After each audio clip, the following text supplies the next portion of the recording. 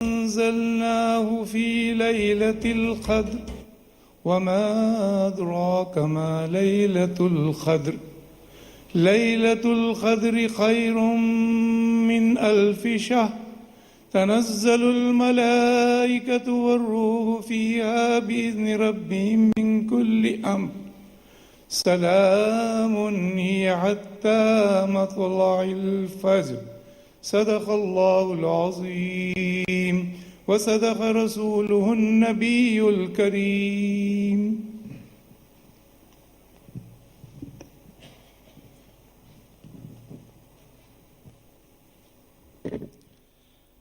கழகத்தின் நிரந்தர பொதுச் செயலாளர் மாண்புமிகு தமிழ்நாடு முதலமைச்சர் டாக்டர் புரட்சி தலைவி அம்மா அவர்கள் நடத்தப்படுகின்ற இந்த 18வது இஃப்தார் எனும் நோன்பு திறக்கும் நிகழ்ச்சி இப்போது துவங்குகிறது. முதலாவதாக அனைத்துலக எம்ஜிஆர் மன்றத்தினுடைய செயலாளர், தமிழ்நாடு வக்ஃப் வாரியத்தினுடைய தலைவர் சகோதரர் தமிழ்மகன் ஹுசைன் அவர்கள் வரவேற்புரை நிகழ்த்துகிறார்.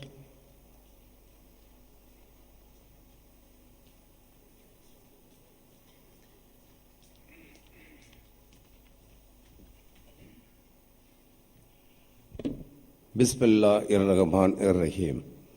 அளவற்ற அருளாளனும் நிகரற்ற அன்புடையவனுமாகிய அல்லாவின் திருப்பெயரால் ஆரம்பம் செய்கிறேன். அஸ்ஸலாமு அலைக்கும்.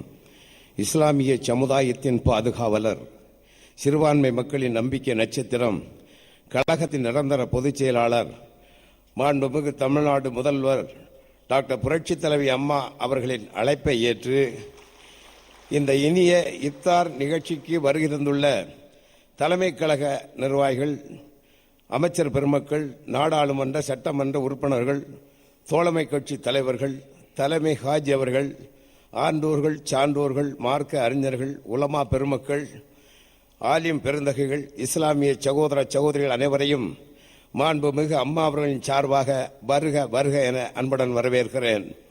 எண்ணங்களின் நிகழ்ச்சி, இதயங்களின் மகிழ்ச்சி, எம் தரும் இனிய இஃப்தார் நிகழ்ச்சி தென்றலின் சுகமாய், தேந்தமிழின் அகமாய், ஆண்டுதோறும் தன் சொந்த செலவில் இஃப்தார் நிகழ்ச்சி மூலம் நோம்பாளிகளின் பசியை போக்கும் எங்கள் இதயம் தொட்ட அன்னையே, உம்மை வரவேற்கிறோம். அஸ்ஸலாமு அலைக்கும். அண்ணல் பெருமானார் நபிகள் ஸல்லல்லாஹு அலைஹி வஸல்லம் அவர்களிடம் ஒருவர் வந்து கேட்டார், நபிகள் நாயகமே, சொர்க்கம் சொர்க்கம் என்று சொல்கிறார்களே, அது எங்கே இருக்கிறது என்று காண்பித்து தாருங்கள் என்று கேட்டார். அதற்கு நபிகள் நாயகம் ஸல்லல்லாஹு அலைஹி வஸல்லம் சொன்னார்கள், சொர்க்கம் இங்கே அங்கே என்று அலைய வேண்டாம், அது எங்கேயும் தேட வேண்டிய தேவையும் இல்லை. தாயின் காலடியில் தான் சொர்க்கம் இருக்கிறது, அம்மாவின் பாதத்தில் தான் அடியில் தான் சொர்க்கம் இருக்கிறது என்று சொன்னார்கள்.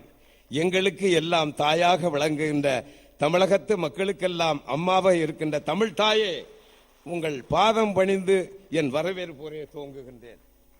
இந்திய துணைக்கண்டத்தின் கடைசி எல்லை, தமிழ் கூறும் நம்முலகின் கடைசி எல்லை, முக்கடலும் சங்கமிக்கும் கன்னியாகுமரியில் கழகத்தின் கடைசி தொண்டனாக காட்சி தந்த இந்த எளிய தொண்டனை தேடி கண்டுபிடித்து அனைத்துலக எம்ஜிஆர் மன்றத்துடைய செயலாளர், கழகத்துடைய ஆட்சி மன்ற குழு உறுப்பினர், தமிழ்நாடு வக்ஃப் வாரிய தலைவர் என பல பொறுப்புகளை அள்ளித்தந்து சாதாரண தொண்டனாகிய என்னை, சாமானியனாகிய என்னை சான்றோர் அவையில் அமைத்து உழைப்புகளுக்கான உயர்வை தருகின்ற உன்னத தலைவி மாண்புமிகு அம்மா அவர்களே, உங்களை வருக வருக என்று பணிந்து வரவேற்கும் தாயே.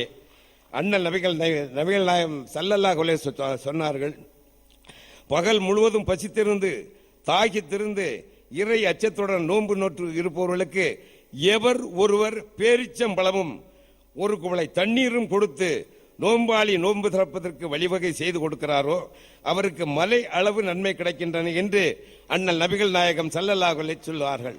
ஆனால் அருமை சகோதரர்களே, இங்கே பாருங்கள், நோன்பாளிகள் நோன்பு திறப்பதற்காக பேரிச்சம்பளம் மட்டுமல்ல, ஒரு குவளை தண்ணீர் மட்டுமல்ல, வகை வகையான உணவுகளை நமக்கு தந்து நோன்பாளிகளுக்கு இஃப்தார் நிகழ்ச்சியை கடந்த 17 ஆண்டுகளாக இந்தியாவில் எந்த அரசியல் கட்சி தலைவர்கள் செய்ய முடியாத அறப்பணிகளில் ஒன்றாக தனது சொந்த செலவிலேயே இஃப்தார் நிகழ்வை நடத்தி வாரி வாரி வழங்குகின்ற வள்ளல் பெருந்தகை அம்மா அவர்களே, தங்களை வருக வருக என வரவேற்கிறோம். அண்ணல் பெருமானார் ஸல்லல்லாஹு அலைஹி வஸல்லம் சொன்னார்கள், அனாதைகள், ஆதரவற்றவர்கள், வறுமை கோட்டில் வாழ்பவர்கள், விதவைகள், கைம்பெண்கள் ஆகியோரை ஆதரித்து அன்பு பாராட்டுவர்களும் நானும் இப்படி 2 விரல்களை போன்று இணைந்திருப்போம் என்று விரல்களை காட்டினார். 2 விரல்களை காட்டினார் நபிகள் நாயகம் ஸல்லல்லாஹு அலைஹி வஸல்லம். அமரர் புரட்சித் தலைவர் எம்ஜிஆர் அவர்களும் 2 விரலை காட்டினார். புரட்சித் தலைவி அம்மா அவர்களும் 2 விரல்களை காட்டிக்கொண்டு இன்றைய தினம் மிக வெற்றி வாய்ப்பை சூழ்ந்த இந்தியாவிலே வலம் வந்து கொண்டிருக்கிறார்கள் என்றால் அண்ணல் நபிநாயகத்தின் அடிச்சுவட்டில் நடைபோட்டு வருவர் நம் அம்மா தானே. இந்த ரமலான் நோன்பு காலத்தில் தமிழகத்தில் 3500 பள்ளிவாசல்களுக்கு 4500 மெட்ரிக் டன் அரிசியை வழங்கி நோன்பு கஞ்சி தயாரிப்பதற்காக வழிவகை செய்துள்ள மாண்புமிகு அம்மா அவர்களே மனதார வரவேற்கிறோம். உலமாக்கள் ஓய்வூதியத்தை 100 உயர்த்தி 2200 உலமாக்களுக்கு எண்ணிக்கை அதிகமாக்கி விலையில்லா மிதிவண்டிகளையும் தந்து பயன்பெற ஆணைபுரத்துள்ள மாண்புமிகு அம்மா அவர்களே வருக வருக என வரவேற்கிறோம்.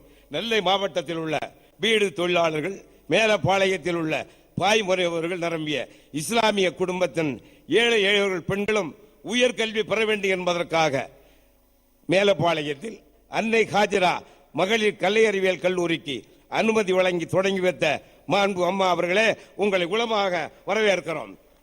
புனித ஹஜ் பயணிகளுக்காக மானிய தொகையை ரூபாய் 20 லட்சத்திலிருந்து 30 லட்சமாக உயர்த்தி கொடுத்த மாண்புமிகு அம்மா அவர்களே தங்களை மனமாற இஸ்லாமியர்களின் சார்பில் வரவேற்கிறேன். எங்களது தமிழ்நாடு வக்பு வாரியத்திற்காக மானியம் ரூபாய் 45 லட்சத்திலிருந்து 1 கோடியாக உயர்த்தி தந்துள்ள அம்மா அவர்களே வக்பு மேம்பாட்டு நிதியினை துவங்குவதற்காக 3 கோடி தந்து ஓய்வு பெற்ற வக்பு வாரிய பணியாளர்களின் நிலுவைத் தொகையை ரூபாய் 3 கோடியை தந்து அவருடைய வாழ்வாதாரத்தை உயர்த்தி காட்டிய தங்களை இஸ்லாமிய சமுதாய மக்கள் சார்பில் இதையும் தொட்டு வருக வருக என வரவேற்கிறேன்.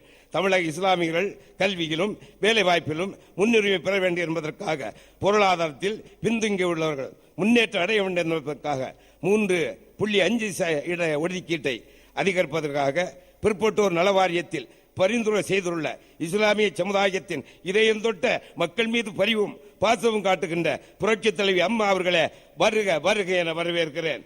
இறைவா இறைவா உன்னையே வணங்குகிறேன், உன்னிடமே உதவி தேடுகிறேன். என் தாயின் கைகளை உயர்த்துவாயாக, உன்னிடம் மட்டுமே கையேந்துகிறேன். இறைவா இறைவா எங்களை நேரான வழியில் சீரான வழி நடத்தும். எங்கள் தாய்க்கு உடல் வலிமையையும் உள்ள திடத்தினையும் நீண்ட ஆயுளையும் தருவாயாக என துவா செய்து பிரார்த்தனையோடு எனது வரவேற்பு நிகழ்வுரையாக்குகிறேன். நன்றி. அஸ்ஸலாமு அலைக்கும் ரஹ்மத்துல்லாஹி பரகாத்துஹு. வணக்கம். என்னுடைய கிறிஸ்தவ தோழர்களுக்கு தோத்திரம் என சொல்லி விடைபெற்று முடிக்கின்றேன். வணக்கம்.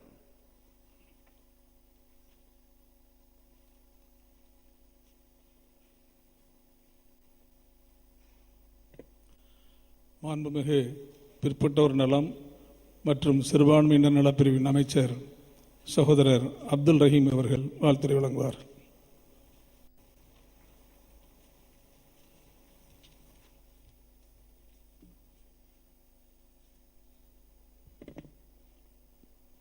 பிஸ்மில்லாஹி ரஹ்மான் ரஹீம். அஸ்ஸலாம் அலைக்கும். எல்லாம் வல்ல இறைவனின் திருநாமத்தோடு துவங்குகிறேன். கழகத்தின் நிரந்தர பொதுச் செயலாளர், சிறுபான்மை மக்களினுடைய பாதுகாவலர், தமிழக முதலமைச்சர் புரட்சித் தலைவி அம்மா அவர்களின் சார்பில் நடைபெறும் இப்தார் நிரக்கும் நிகழ்ச்சியில் இந்த எளிய தொண்டனையும் வாழ்த்துறை வழங்க அரிய வாய்ப்பளித்த தமிழக முதலமைச்சர் புரட்சித் தலைவி அம்மா தங்களுக்கு எனது கோடான கோடி நன்றியை தங்கள் பொற்பாதங்களில் சமர்ப்பிக்கின்றேன். சூரியன் மறைந்த பின்னால் இஸ்லாமியர்கள் தங்கள் நோன்பை முடித்துக் கொள்ளும் வகையில் உணவு உண்ணும் நிகழ்ச்சிதான் இந்த இப்தார் நிகழ்ச்சி. இன்று இரட்டிப்பு வரலாற்றை பெற்றிருக்கிறது. அதாவது சூரியன் மறைந்த பின்னால் உணவு உண்பது ஒரு வரலாறு, அது இப்தார். இன்று வரலாறு ஒட்டுமொத்தமாக தமிழகத்தின் சூரியனை மறைத்த பின்னால் உணவு உண்பது என்ற அரிய வரலாற்றை இந்த இப்தார் நிகழ்ச்சியில ஏற்படுத்தி தந்த எங்கள் கருணை கடலாம், மனிதநேயமிக்க மாணிக்க தலைவியாம், அன்னதானம் வழங்கும் அன்னலட்சுமியாம், தொண்டர்கள் மீது பாசமழை பொழியும் பாசமிகு தலைவியாம் மாண்புமிகு புரட்சி தலைவி அம்மா அவர்களை சாரும் என்பதை நேரத்தில் பெருமையோடு தெரிவித்துக் கொண்டு, மாண்புமிகு புரட்சி தலைவி அம்மா அவர்கள் இஸ்லாமிய நோம்பின் கண்ணியத்தை உணர்ந்து நோம்பின் புனித தன்மத்தின் மீது அசைக்க முடியாத பற்று கொண்டு தன் சொந்த செலவில் கடந்த 18 ஆண்டுகளாக தொடர்ந்து இப்தார் விருந்தளித்து தனது அன்பால் பெருமை சேர்த்திருக்கிறார்கள். நடந்து முடிந்த நாடாளுமன்ற தேர்தலில் தமிழகத்தின் தலைவிதியை மாற்றி 39 தொகுதிகளில் 37 தொகுதியில் மாபெரும் வெற்றி பெற்று இந்திய அரசாட்சியில் 3வது பெரிய கட்சியாக கழகத்தை மாற்றிய பின் வருகின்ற தலைநோன்பு தான் இந்த நோன்பு. எங்கள் தாயார் நடத்தப்படுகின்ற இந்த தயாள நோன்பு அவ்வகையில் இஸ்லாமிய பெருமக்களின் நெஞ்சை குளிரவித்த இந்த இப்தார் நோன்பு ஒரு இனிய இப்தார். இந்த ஆண்டு எங்களுக்கு பொன்னான ஆண்டு. பள்ளிவாசலில் நோன்பு திறக்க காய்ச்சும் கஞ்சிக்காக தமிழ்நாட்டில் உள்ள 3000க்கும் மேற்பட்ட பள்ளிவாசலுக்கு 4500 டன் மெட்ரிக் டன் அரிசியை ரம்டான் நோன்பு திறப்பதற்கு முன்னர், அதாவது 25/6/2014 அன்று விலை இல்லாமல் வழங்கிட ஆணையிட்ட இஸ்லாமிய பெருமக்களின் இறைப்பணிக்காக விலை இல்லாமல் வழங்கிட ஆணையிட்ட எங்கள் இஸ்லாமிய பெருமக்களின் இதயம் தொட்ட தலைவி புரட்சி தலைவி அம்மா அவர்கள் தான் என்பதை நேரத்தில் பெருமையோடு தெரிவித்துக் கொள்கின்றேன். மண் விளையும் பூமியை பொன் விளையும் பூமியாக்கிய பொன்மலை தலைவியே, தங்கள் பொற்கால ஆட்சியில் ரூபாய் 400 கோடி மதிப்புள்ள வக்பாரிய சொத்துக்களை மீட்டதும் உங்கள் ஆட்சியில் தான் அம்மா. வக்பாரிய வருமானம் இப்போது 2 மடங்காக உயர்த்திய நடவடிக்கை எடுத்ததும் உங்கள் ஆட்சியில் தான் அம்மா. ஓய்வு பெற்று செல்லும் வக்பாரிய பணியாளருக்கு பணி ஓய்வு கொடையாக 3 கோடியை வழங்கியதும் அம்மா ஆட்சியில் தான் அம்மா. ஆண்டுதோறும் நாகூர் தர்காவில் நடைபெறும் சந்தனக்கூடு திருவிழாக்காக தேவைப்படும் 40 கிலோ சந்தனக்கட்டை வழங்கியதும் புரட்சி தலைவி அம்மா ஆட்சியில் தான் அம்மா. பள்ளிவாசல்களையும் தர்காக்களையும் பெரிய அளவில் புறநைக்கும் பணிக்காக ஆண்டுதோறும் 60 லட்சம் ஒதுக்கி தந்த ஒரே தலைவி புரட்சி தலைவி அம்மா நீங்கள் தான் அம்மா. தமிழ் மாநில அஜ்ஜு குழுக்கு நிர்வாக மானியமாக இருந்த 10 லட்சத்தை 2011-12ஆம் ஆண்டில் ரூபாய் 20 லட்சமாகவும் அதே தொகையை மீண்டும் 2013-14ஆம் ஆண்டில் 30 லட்சமாக வாங்கி தந்த ஒரே தலைவி நீங்கள் தான் அம்மா. இஸ்லாமிய மகளிர் உதவும் சங்கத்திற்கு இஸ்லாமிய பெண்களுக்கு உதவிடும் வகையில் ஒன்றுக்கொன்று இந்த விகிதாச்சாரத்தில் வழங்கப்பட்ட அரசின் இணைய மானியத்தை 2012-13ஆம் ஆண்டு மாண்பு புரட்சி தலைவி அம்மா அவர்கள் 2 மடங்காக 1க்கு 2 என்ற விகிதாச்சாரத்தை உயர்த்தி தந்து 3.48 லட்சம் கோடியை வழங்கியது புரட்சி தலைவி அம்மா ஆட்சியில் தான். உலமாக்கல் நல வாரியம் மூலம் இந்த ஆண்டு 45.5 லட்சம் செலவில் உலமாக்கல் நலத்திட்டம் வழங்கியதும் புரட்சி தலைவி அம்மா ஆட்சியில் தான். ஆகிய அளவற்ற திட்டங்களை வழங்கி கிள்ளி கொடுக்க மனமில்லாத மத்தியில் இஸ்லாமிய மக்களுக்கு அள்ளி கொடுத்த ஒரே தலைவி எங்களுடைய மாண்புமிகு புரட்சி தலைவி அம்மா அவர்கள் தான்.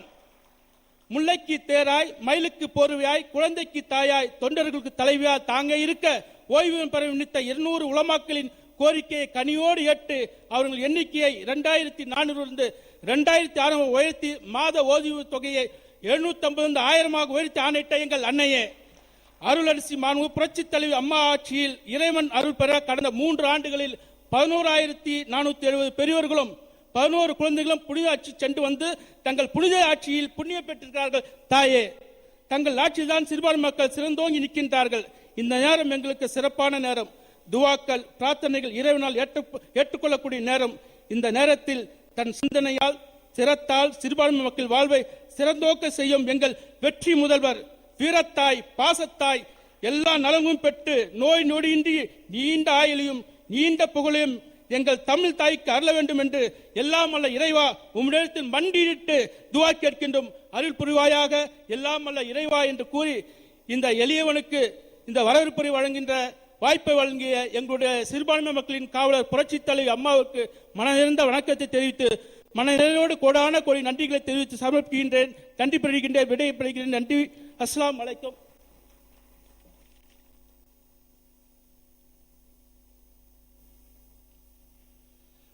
வாராது வந்த மாமணியை தோற்பாமா என்றான் பாரதி. அதேபோல் வாராது வந்த மாமணியாய் நம்முடைய நெஞ்சங்களில் நீக்கமர நிறைந்திருக்கின்ற கழகத்தினுடைய நிரந்தர பொதுச் செயலாளர் மாண்புமிகு தமிழ்நாடு முதலமைச்சர் மாண்புமிகு அம்மா அவர்கள் இப்போது சிறப்புரை நிகழ்த்துகிறார்.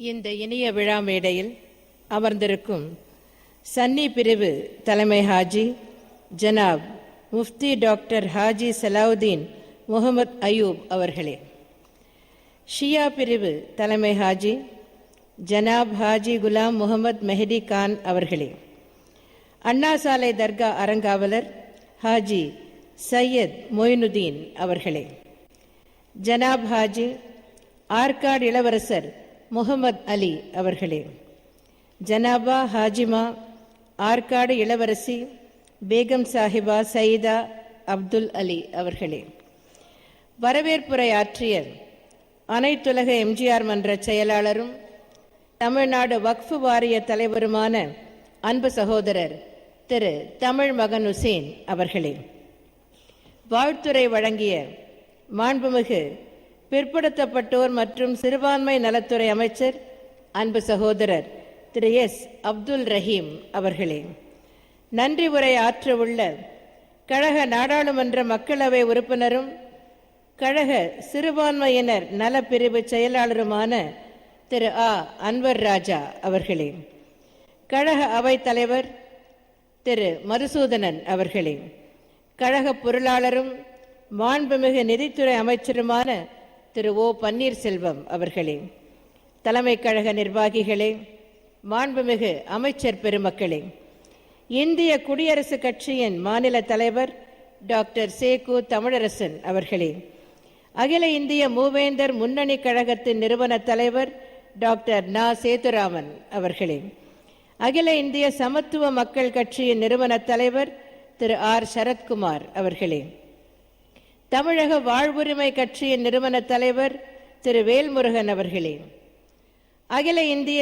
தேசிய லீக் தலைவர் திரு எஸ் ஜே இனாயத்துல்லா அவர்களே, மாநில சிறுபான்மையினர் நல ஆணையத்தின் தலைவர் பேராயர் டாக்டர் மா பிரகாஷ் அவர்களே, கழக நாடாளுமன்ற சட்டமன்ற உறுப்பினர்களே, அரங்கத்தில் வீற்றிருக்கின்ற தோழமை கட்சி தலைவர்களே, கழக உடன்பிறப்புகளே, இஸ்லாமிய சகோதர சகோதரிகளே, எனது அழைப்பினை ஏற்று இஃப்தார் நோன்பு திறப்பு நிகழ்ச்சிக்கு வருகை தந்துள்ள சகோதர சகோதரிகள் அனைவருக்கும் என் சார்பிலும் அனைத்திந்திய அண்ணா திராவிட முன்னேற்ற கழகத்தின் சார்பிலும் எனது நன்றியினையும் அன்பு கலந்த வணக்கத்தினையும் தெரிவித்துக் கொள்கிறேன்.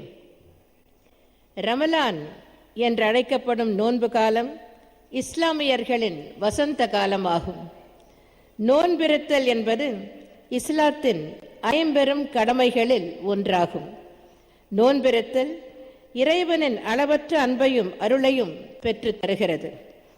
ரமலான் மாதத்தில் கண்ணியமாக நோன்பு நோற்றவர்கள் மட்டுமே சொர்க்கத்தில் உள்ள ரையான் என்ற வாசல் வழியாக அனுமதிக்கப்படுவார்கள் என்பது இஸ்லாமியர்களின் நம்பிக்கை.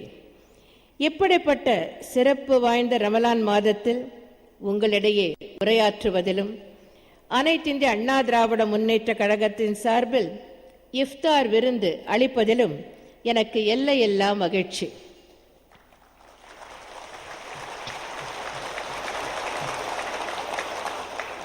இஸ்லாம் மார்க்கம் என்பது நல்வழி மார்க்கம் ஆகும். ஒற்றுமையுடன் இருப்பது, நல்ல காரியங்கள் செய்வது, தர்மம் செய்வது, சலாம் சொல்ல முந்திக் கொள்வது, இஸ்லாமியர் அல்லாதவர் என்று பாராமல் அனைவரிடத்திலும் அன்புடன் நடந்து கொள்வது, கோபத்தை அடக்குவது, மன்னிப்பது, சண்டை சச்சரவுகளை தீர்த்து வைப்பது போன்ற நற்பண்புகளை போதித்தவர் நபிகள் நாயகம் அவர்கள். நபிகள் நாயகம் அவர்கள் நற்பண்புகளை மட்டும் நமக்கு போதிக்காமல் தீயவர்களையும் நல்வழிப்படுத்தியவர். ஒரு சமயம் ஒரு கூட்டத்தில் நபிகள் நாயகம் அவர்கள் பேசிக் கொண்டிருந்தார்கள். அந்த கூட்டத்தில் ஒரு குடிகாரர் எழுந்திருந்து நபிகள் நாயகத்தை பார்த்து, எனக்கு இஸ்லாத்தில் இடம் உண்டா என்று வினவினான். உடனே பக்கத்தில் இருந்த ஒருவர், இஸ்லாத்தில் குடிகாரருக்கு இடம் கிடையாது என்று சொன்னார். இதை கேட்ட நபிகள் நாயகம் அந்த நபரை உட்காரச் சொல்லிவிட்டு குடிகாரரை பார்த்து, உனக்கு இஸ்லாத்தில் இடம் உண்டு என்று கூறினார். உடனே குடிகாரர், நான் இஸ்லாத்தில் சேரலாமா என்று கேட்டார். இதற்கு பதிலளித்த நபிகள் நாயகம் அவர்கள், கட்டாயம் சேரலாம், ஆனால் ஒரே ஒரு நிபந்தனை, இறைவனை தொழுகிற போது மட்டும் குடிக்கக்கூடாது என்று கூறினார். அந்த குடிகாரரும் அதற்கு சம்மதம் தெரிவித்தார். இஸ்லாத்தில் சேர்ந்தார். தொழுகைக்கு போகிற போது மட்டும் குடிக்க முடியாத நிலைமை அவருக்கு ஏற்பட்டது. சிறிது நாட்கள் கழித்து அந்த நபரை பார்த்த நபிகள் நாயகம் அவர்கள், காலையில் மட்டும் தொழுதால் போதாது, மாலையிலும் தொழ என்று கூறினார். 2 வேளையும் தொழுகைக்கு போக ஆரம்பித்த அந்த நபர் 2 நேரமும் குடிக்காமல் இருந்தார். பின்னர் சிறிது நாட்கள் கழித்து மேலும் பகலிலும் ஒரு முறை தொழ வேண்டும், அந்தியிலும் ஒரு முறை தொழ வேண்டும் என்று அந்த நபரிடம் கூறினார் நபிகள் நாயகம். பின்னர் அந்த நபர் 5 வேளையும் தொழ ஆரம்பித்து விட்டார். அதனால் அவரால் நாள் முழுவதும் காலை முதல் மாலை வரை குடிக்க முடியாமல் போய்விட்டது. ஒரு நாள் தொழுகைக்கு போய்கொண்டிருந்த அந்த நபரை பார்த்து, இறைவனை தொழப்போகிற போது மட்டும் குடிக்காமல் இருந்தால் பயனில்லை, இறைவனை தொழுதுவிட்டு வந்த பிறகும் குடிக்காமல் இருக்க வேண்டும் என்று கூறினார் நபிகள் நாயகம். கடைசியில் அந்த நபருக்கு குடிப்பதற்கே நேரம் இல்லாமல் போய்விட்டது.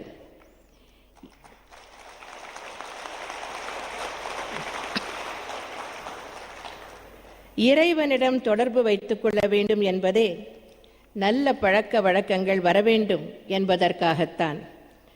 அனைத்து மதங்களும் இதைத்தான் நமக்கு போதிக்கின்றன. நபிகள் நாயகம் அவர்கள் நற்பண்புகளை போதித்தது மட்டுமல்லாமல் அதன்படி வாழ்ந்தும் காட்டியவர். நபிகள் நாயகம் அவர்களின் போதனைகளை அனைவரும் கடைபிடித்து வாழ்ந்தால் இந்திய நாடு அமைதி பூங்காவாக விளங்கும் என்பதை தெரிவித்துக் கொண்டு, அனைவருக்கும் எனது இனிய ரம்ஜான் நல்வாழ்த்துக்களை மீண்டும் ஒரு முறை தெரிவித்துக் கொண்டு, அண்ணா நாமம் வாழ்க, புரட்சித் தலைவர் எம்ஜிஆர் நாமம் வாழ்க என்று கூறி விடைபெறுகிறேன். நன்றி, வணக்கம்.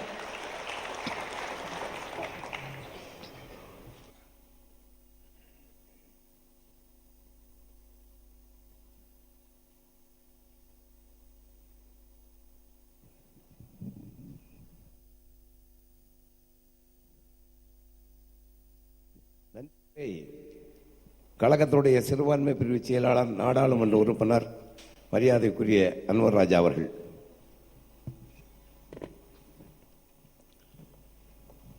மனிதரிடத்தில் 2 குணங்களை அல்லாஹ் எதிர்பார்க்கிறார். ஒன்று ஈகை, இன்னொன்று அஹிம்சை. இந்த ஈகை மற்றும் அஹிம்சையை மனிதனுக்கு நோன்பு வழங்குகிறது. நோன்பினால் ஈகை தன்மையும் அஹிம்சையும் மனித மனதில் உருவாகிறது. நோன்பு என்றால் என்ன என்றால், நோன்பு என்பது ஒழுக்கம் மற்றும் ஆன்மீகத்துக்கான பயிற்சி தான். தீயவற்றை பார்க்காதே, கேளாதே, பேசாதே, உணராதே என்கிற வகையில் தம்மை கட்டுப்படுத்தி கொண்டு, உடலையும் மனதையும் தீய செயல்களிலிருந்து கட்டுப்படுத்தி கொண்டு ஒரு மனிதன் வாழ்கிற போது மனிதத்தன்மை அவனிடம் மேலோங்கி நிற்கிறது. மனிதத்தன்மை மேலோங்கி நிற்கின்ற அந்த சாதாரண மனிதனுடைய கூட்டு சேர்க்கை சமுதாயமாக மலர்கிற போது அந்த சமுதாயத்தில் சாந்தியும் சமாதானமும் பெருகி நிற்கிறது.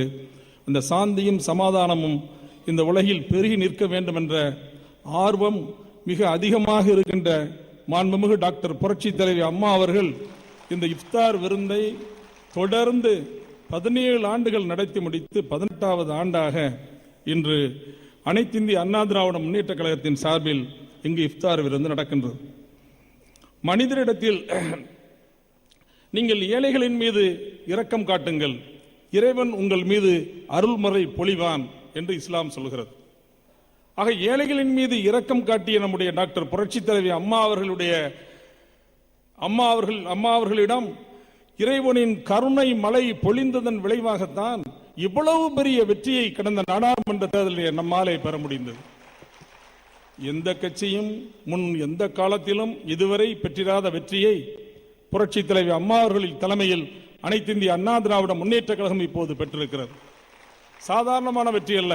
44.3% வாக்குகளை பெற்று 37 இடங்களில் அனைத்து இந்திய அண்ணா திராவிட முன்னேற்ற கழகம் வென்றிருக்கிறது என்றால் இது மிகப்பெரிய வெற்றியாகும். இந்த வெற்றியை இதற்கு பிறகு வேறு யாராலும் பெற முடியாது. இந்த ரெக்கார்டை முறியடிக்க வேண்டுமானால் அனைத்து இந்திய அண்ணா திராவிட முன்னேற்ற கழகத்தினுடைய பொதுச் செயலாளர் மாண்புமிகு டாக்டர் புரட்சி தலைவர் அம்மா அவர்கள் மட்டும்தான் முறியடிக்க முடியும் என்பதை இந்த நேரத்தில் நான் தெரிவித்துக் கொள்ள விரும்புகிறேன். தேர்தல் நேரத்தில் சில கட்சிகள், முஸ்லீம் அமைப்புகள் நம்மிடம் இல்லை, சில இருந்தன. ஒரு அமைப்பு நம்மோடு இருந்தது. முஸ்லிம்கள் என்றாலே நம்பிக்கைக்கு உரியவர்கள் என்று பொருள். நம்மோடு இருந்த அந்த அமைப்பு திடீரென்று பாதியில் நம்மிடமிருந்து போய்விட்டார். ஏன் போனார்கள் என்று புரியவில்லை.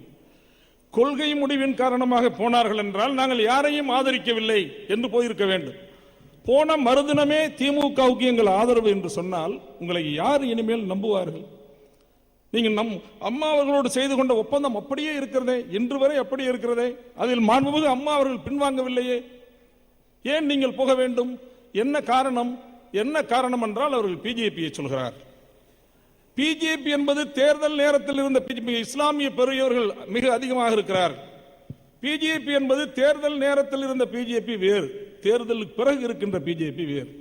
தேர்தல் காலத்தில் அவர்கள் என்னென்னமோ சொன்னார்கள். ஆனால் தேர்தலுக்கு பிறகு அது எங்கே போனது? ராமர் கோயில் கட்டுவோம், பொது சிவில் சட்டம், காஷ்மீரில் தனி அந்தஸ்து தருகின்ற 370வது பிரிவை நீக்குவோம் என்று சொன்னார்களே, அதெல்லாம் இப்போது எங்கே? அதெல்லாம் அவர்கள் தூக்கி தூர வைத்து விட்டார்கள். அதெல்லாம் ஜனாதிபதி உரையிலே வரவில்லையே, ஜனாதிபதி உரையிலே அதையெல்லாம் பேசவில்லையே, சொல்லவில்லையே. நம்முடைய பிரதமர் மோடி அவர்கள் என்ன சொல்கிறார்கள்? ஊழல் இல்லாத திறன்மிகு இந்தியாவை உருவாக்குவதுதான் என்னுடைய லட்சியம் என்று சொல்லிவிட்டு தன்னுடைய பயணத்தை அவர் தொடர்ந்து கொண்டிருக்கிறார். எனவே இஸ்லாமிய பெருமக்கள் அதை பற்றிய சிந்தனை உங்களுக்கு வரக்கூடாது என்பதற்காக நான் அன்போடு இதை தெரிவித்துக் கொள். நமக்கு எதிரி கருணாநிதி தான். கருணாநிதி ஆட்சியில் தானே கோவையில் 19 பேர் கொல்லப்பட்டார்கள்.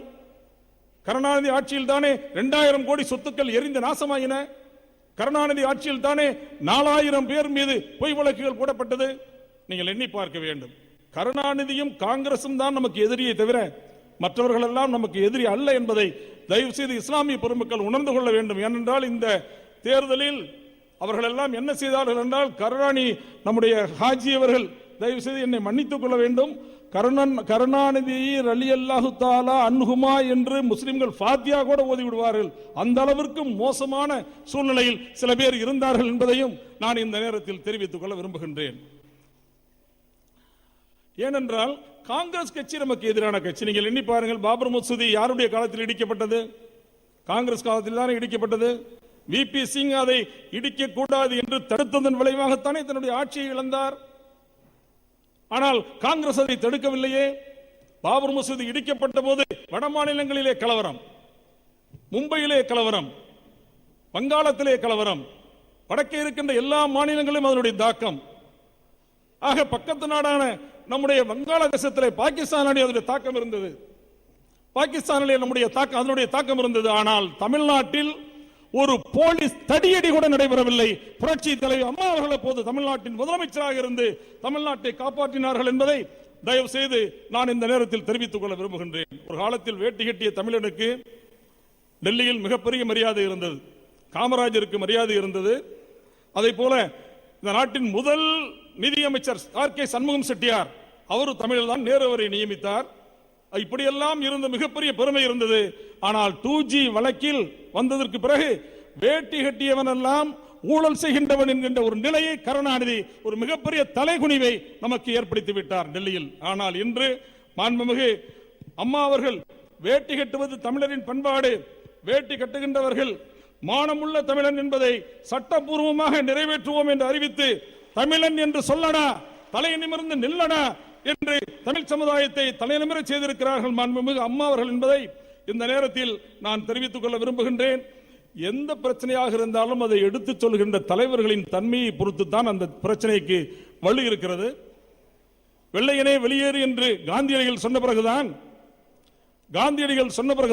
இந்திய தேசத்தினுடைய போராட்டம் ஒரு வலுவை பெற்றது. அதை போல ஜெர்மனி இங்கிலாந்தின் மீது குன்றுமலை பொழிந்த போது